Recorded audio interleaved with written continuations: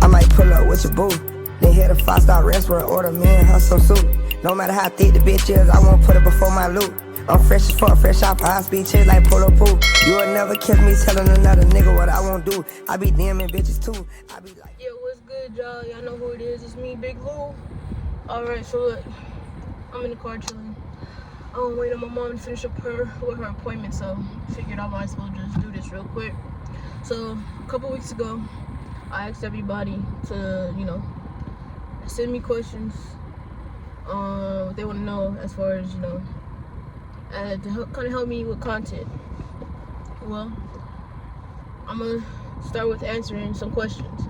Each question, I think some of the questions were a lot about my Navy career, and then others are just like random stuff. But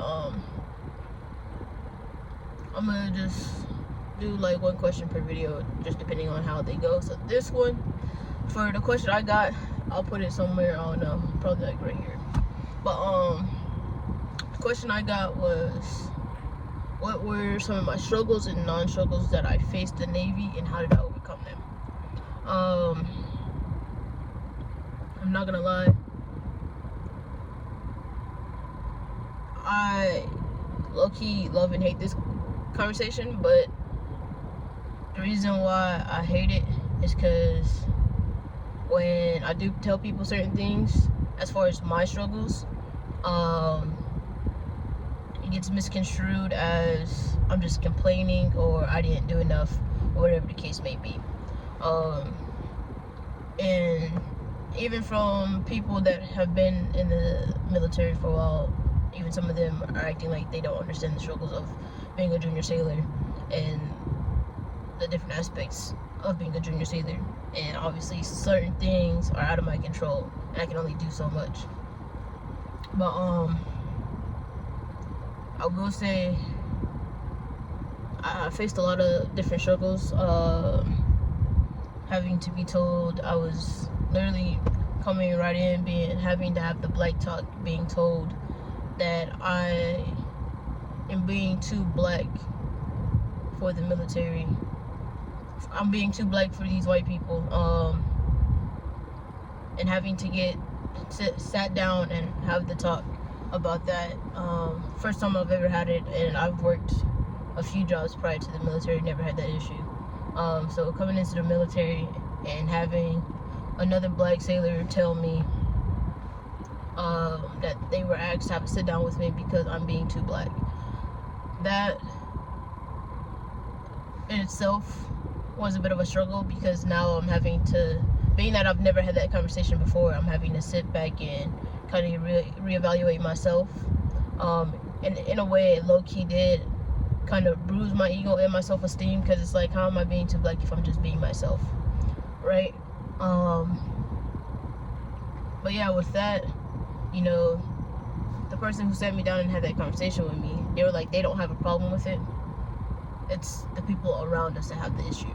And he was letting me know, basically, like, the military is a mind game, and if you know how to play it right, if you know how to play the game right, you'll succeed in life. What the hell?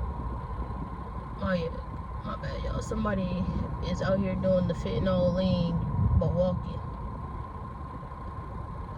Alright. Anyways, yeah, so yeah, bro was just telling me, like, I gotta learn how to play the game. Like, I can still be true to myself, true to who I am, but learn how to play the game. So with that being said, for the first couple weeks, I was having some issues trying to, I guess, find a balance between being too black and just being black enough for the environment which I was in. But the way I went about that was, I stayed true to myself. I stayed true to who I was, and I realized I pretty much code switched. So when I was around certain people, okay, I would be a little more mindful of how I'm speaking, how I'm interacting with people, versus if I'm with other black people on the ship, oh yeah, I'm going all out. I'm being, cool, goofy, my silly self, right? And I'm doing those black things that, whatever the issue was that made them sit down and have this conversation with me.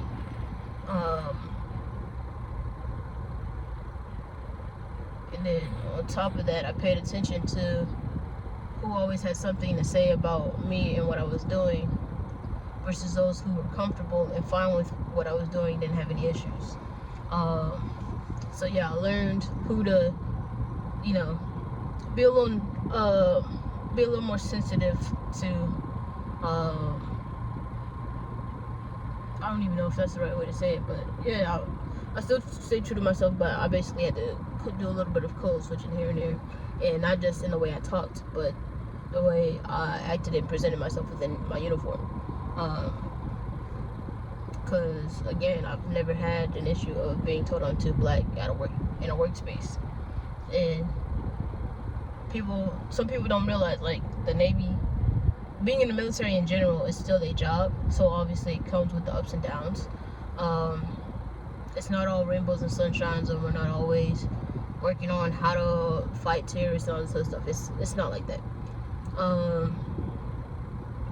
So yeah, that was one of my struggles, was learning to code switch when it came to certain things, when it came to certain people besides white people,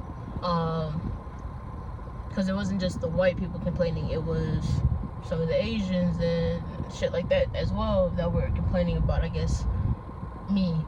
Mind you, my leadership, when I first got on board, a couple of my first classes were Asian.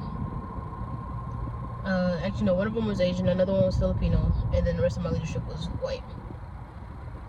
So obviously, in their eyes, I could tell, except for my Filipino first class, he didn't really care too much, but for everyone else, it was an issue. And then it's not like I was the only black person in my department. There was, I think, one other black person, one Mexican, and then a Puerto Rican. Like, we were pretty diverse as far as, like, lower enlisted, somewhat. So yeah, it was weird to me. And even when I went to the other black person that was in my department, I actually, I spoke to her about it, and she thought it was bullshit, and she also told me, like, be true to who you are. Don't let these motherfuckers try to change you and institutionalize you and shit like that. So yeah, there was that. Something else I struggled with is, because I work so hard, I work hard. I can outwork anybody if I put my mind to it, right? No matter what I do, I'm always go above and beyond, because I want to always give my 100% best. And it's nothing about perfection. It's about me knowing I gave my all and I did the best that I could. So with that being said, when it came to getting materially advanced to the next rank,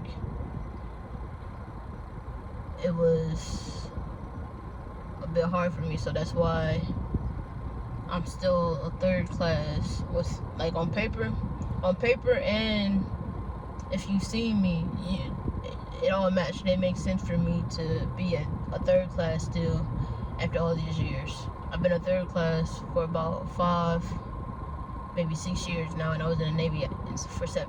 So 5 out of the 7 years, I could not promote. It just wasn't there for me. I was already told coming in, when they still had the third class exam, that even though I had just won Blue Jacket of the Quarter, I was literally putting a check mark in all the boxes. I was told, we're not advancing you to the next pay grade until you take the exam. You have to take the exam at least once in order for you to advance. Well, I ended up, after they told me that, eventually the third class exam went away, and then they put me up for one of the Sailor of the Quarter boards again. I won, And then with that, I automatically got a map package put in, and that's how I got promoted to 3rd. And then from there, I tried to get mapped I tried to get mapped twice. I put in a package. My first class put in a package. I put in 2 packages. My first class put in a package. First time she was told not. When my first class did it, she was told she couldn't do it. She was told no, that I wasn't worthy of it. Though, like I said, on paper, I'm checking all the fucking boxes, and even if you see me in my workspace, you know I'm outworking the next person. So it didn't make any sense for me not to be promoted. Then my first class, she ended up going TAD to another ship and being deployed. She hit me up and was like, hey, I need you to draft your math package right now and give it to so-and-so. Cool, I did that. They tossed my shit. And again, she told me the same thing. Alright, it's a new cycle, go ahead, try it again. My shit ended up getting shredded. But at the time, they told me that it got denied. And when I asked the person who was supposed to help me with this shit, he told me no. Senior chief actually shredded your map package. So with that, I just didn't understand. That was a bit of a kicker for me, you know, that really kicks me down, because I'm like, I'm doing the work, I'm hitting all the wickets. I know my job. At this point, I'm training other people how to do this job. Everyone's relying on me for certain things. Like, I'm the go-to person, and I'm doing the work of the next rank. But y'all, like, nah. Even to the point where my reward before I left, instead of me getting the highest reward that I can get before I left, they gave me a fucking letter of commendation or some shit like that. And that shit didn't help me at all, especially when it came to the exams. Having any kind of awards or letters, they can help you with your exams, but that didn't do nothing for me, especially being that I was a sailor who literally was getting the EPs. I was the number 2 EP, while homeboy, he got the number 1 EP.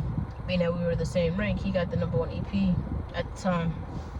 So it's like, I didn't understand what was going on, where y'all give us this checklist and say make sure y'all hitting the wickets. I'm hitting the wickets and some, and I'm working at the next level, and I'm literally your most reliable person, and y'all coming to me because I'm the subject matter expert on this, and this, but y'all don't want to give me what I needed.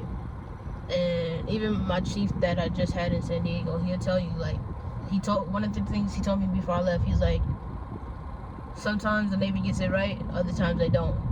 And obviously with me, they got it wrong. Am I still a little bitter about it? Yes, because I know I could have gone far. I could have gotten a lot further in the Navy than what I did, especially being that, again, I was outworking people left and right. I'm outworking people. It didn't matter. So it was hard for me to understand, like, why am I doing all the work and not getting the recognition that I deserve? And I realized that it don't matter how hard you work, you know, you just gotta do it for yourself. Regardless of whether you get the recognition or not, you just gotta work hard because that's who you are. You gotta work hard because you want to work hard, not because you're trying to, you know, hit all these wickets. Which it was never that for me, but it helped to know what are they looking for in these sailors. What are they looking for when they're trying to promote these sailors? And they give out these little checklists to everybody, to all the junior sailors. So it's a little weird for me. But I realized you can still be appreciated without the recognition. And obviously it showed, because even my juniors they hit me up and be like, yo, HM3, you know, can you help me with this and this? At least I knew there was appreciation somewhere, regardless of if it wasn't my leadership or it wasn't me advancing. So it just became, I wanted to do what I was doing to help my shipmates. That's initially how I got through the rest of my career, being that I realized I wasn't going to get promoted. I just had to understand that at the end of the day, the Navy's motto is shipmate self. I'm gonna just look out for my shipmates, and that's literally what I did, and that's literally what I've been doing. Even to this day, I'll still hit up people and be like, yo, you good, you need this, and this, or they'll hit me up and be like, hey, I know you're out, but hey, can you help me with this situation? Yeah, I still got you. Like, I don't care. Like, I'm gonna still help my shipmates out regardless of where I'm at in life. Like, if you're still in and I got the information, and you know I got the information, just hit me up. Like, I've always been that type of person. I'm always want to help the next person out regardless, and I don't respect anything in return. So I had to realize, I had to change why I was doing the things I was doing, as far as me, you know, working hard. But yeah, as far as a lot of the struggles that I went through in the Navy, and I'm not gonna get into all of them, but it came down to me understanding that I had to change my mindset and go about things differently. That's how I overcame a lot of my struggles, is understanding that, yeah, this didn't go my way, but it's okay. God got something bigger for me, and I'm gonna just do it for a different reason. It's not gonna be because I want to get this money. I'm gonna do it because I enjoy the pleasure of helping people. And that's essentially what kept me going, is I knew that whatever I was doing, I could help the next person out regardless of rank, you know, title or whatever. Till this day, I still get appreciated by I had literally, before I left, I had a captain email my chain of command letting them know, like, hey, I appreciate HM3, she's able to do this because another say there wasn't. She stepped in and helped me out and sent me on my way. And even with some of my juniors, they'll hit me up and be like, yo, HM3, thank you. Even as the fleet liaison out in San Diego, man, all the IDCs that I worked with, they fucking loved, we had a great relationship, like, and I love that for myself, is that they showed me appreciation in a different way. And I realized not all the appreciation and recognition had to be monetary. Sometimes it could just be a simple thank you, and I'm very grateful for all the, you know, relationships I built throughout the Navy. But yeah, me overcoming a lot of my stuff just had to deal with the changing mindset, changing my why for why I was doing it, and understanding that if it didn't happen, it wasn't for me. As bad as it may sound, I just know something greater was out there for me. And it might not have been in the military, but I know greater is still out there for me. And that's all I can think about is, what's the next greatest thing? How else can I continue to get that satisfaction of being helpful, and grateful for, you know, all the work that I'm doing, again. But yeah, those were two of my biggest struggles, is dealing with being overlooked, and then, you know, being told, like, I'm too black, that I was too much. But I've learned I have to take up space regardless of how people feel around me. If they're uncomfortable, that's just on them. They weren't meant to be in that room. But I work into every room like, you know, I belong. And I'm gonna continue to do that. The Navy did help me rebuild my confidence, because all my life I've been told to be humble. But I'm at a point in my life where I no longer care to be humble. I'm confident in who I am. I love what I do. And I'm gonna talk my big one, regardless of what it is. I'm gonna talk my big one, even if I know I might not be as good at something as I think I am. I'm gonna still talk my big one, because who's gonna really stop me? But yeah, that was a bit of a long talk. So yeah, I'm gonna just end it with that. I love y'all. Appreciate y'all. Keep tapping them likes. Hit me up in the comments. Let me know what y'all want to know about next. Let me know, you know, what I can do for y'all, what y'all want to hear, what y'all want me to share. I'll do story times, whatever, it don't matter. I'll even do some challenges. But we're here to have fun, we're here to grow. And again, if I can help y'all get to the next level in your life, no matter what it is, I'm gonna do that with y'all. You know, let's level up and keep doing our thing. But it's me, Big Lou, and we out. California breeze, take it out to eat. Stop at a little party.